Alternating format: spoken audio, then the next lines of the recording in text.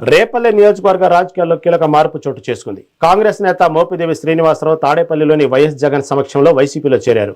రేపల్లె అభివృద్ధి కోసం కృషి చేస్తున్న యువనేత మోహన్ పనితీరును ప్రత్యేకంగా వైఎస్ జగన్ అభినందించారు.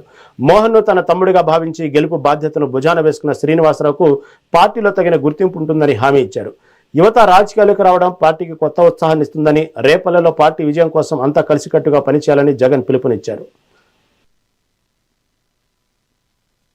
మన కుటుంబ సభ్యుడిగా, మనలోకి ఒకటిగా, మనలో ఒకటిగా, మన దగ్గరికి మన కుటుంబ సభ్యుడిగా వచ్చాడు.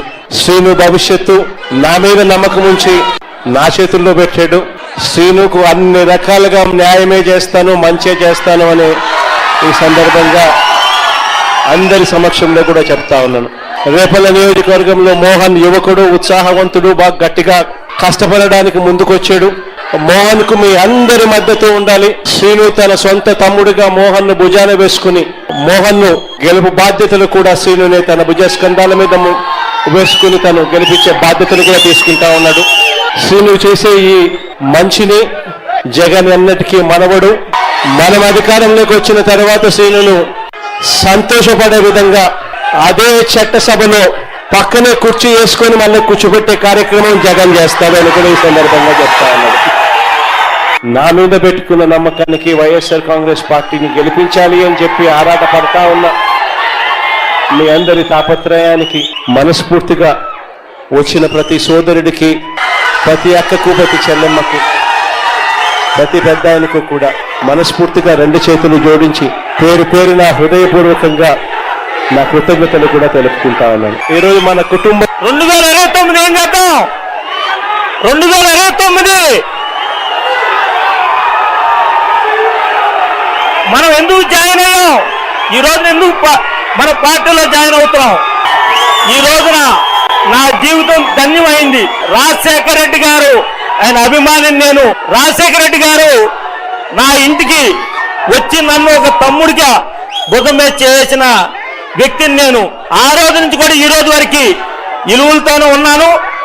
ఈ రోజున జగన్మోహన్ రెడ్డి గారు సమక్షంలో వైఎస్ఆర్ కాంగ్రెస్ పార్టీలో అధికారికంగా జాయిన్ అవటం జరుగుతుంది. జగన్మోహన్ రెడ్డి గారు రేపల్లె నియోజకవర్గంలో మనకి ఇన్ఛార్జిగా పేట మోహన్ పెట్టారు. ఆయన్ని రేపల్లె నియోజకవర్గం నుంచి 2029లో గెలిపించుకోవాల్సిన పరిస్థితి మన అందరి పైన ఉంది.